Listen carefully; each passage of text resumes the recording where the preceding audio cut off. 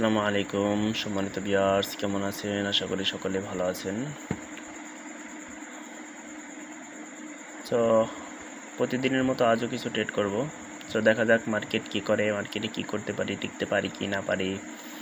So আমি বর্তমানে আছি AUD NZD মার্কেটের কন্ডিশন বেশি ভালো নয়।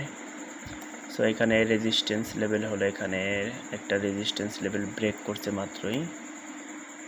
আচ্ছা, দেখি আমরা আর একটা মার্কেট দেখি ঘুরে কি অবস্থা। আচ্ছা, এই মার্কেটে এই পর্যন্ত গিয়েছে। এখানে অনেকগুলো স্ট্রং সেলার ক্যান্ডেল ছিল। সো আমরা এখানে সেলারের জন্য যাব। আমরা একটা ক্যান্ডেলে ট্রেড করবো। 6টা ট্রেড করছি $30 করে একটা ক্যান্ডেলে। সো দেখা যাক মার্কেট কি করে।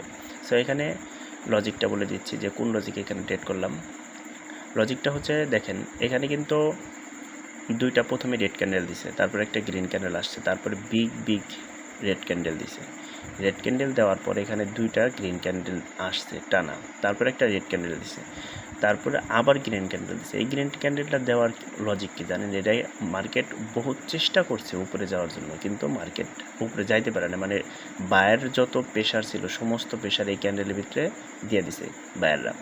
সো এখন সেলার ক্যান্ডেল আসবে। সো এই একটা লজিকেই এখানে আমরা ডাউনে ট্রেড করেছি। সো শুধুমাত্র এই যে এই তিনটা ক্যান্ডেল দেখেন এখানে বিগ 3টা ক্যান্ডেল আছে। সো যেহেতু বিগ 3টা ক্যান্ডেল দিছে, এই দুইটা ক্যান্ডেল দেওয়ার পরে রেড কালার ক্যান্ডেল যেহেতু আসছে, তাহলে অবশ্যই এটা রেড কালার ক্যান্ডেল হবে। যদি এখানে বায়ার বেশি শক্তিশালী হতো তাহলে এই রেড কালার ক্যান্ডেল আসতে পারতো না, এখানে অবশ্যই গ্রিন কালার ক্যান্ডেল চলে আসতো, অর্থাৎ এটা ভেঙে উপরে চলে যেত।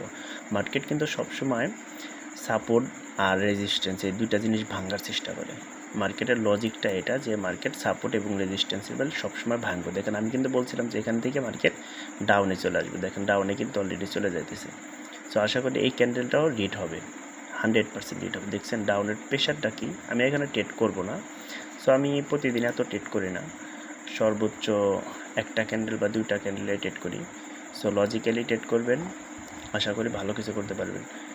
সো মার্কেটে টিকে থাকার জন্য বেশি কিছু প্রয়োজন পড়ে না, আপনি অল্প কিছু সংখ্যক জিনিস দেখবেন, শিখবেন, ইনশাল্লাহ মার্কেটে টিকে থাকতে পারবেন।